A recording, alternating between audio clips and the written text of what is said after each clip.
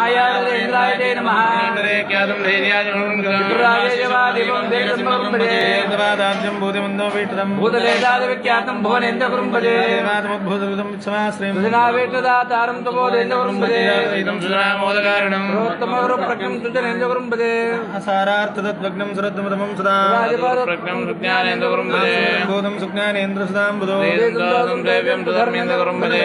ज्योतं सुविद्वन्मणिराजिरं दुष्टान्नप्रदातारं सुगुणेन्द्रगुरुं भजे ज्ञानया सर्वदुदानन्दाय सुप्रज्ञेन्द्रमुनिं वन्दे सदा विद्यागुरुन् मम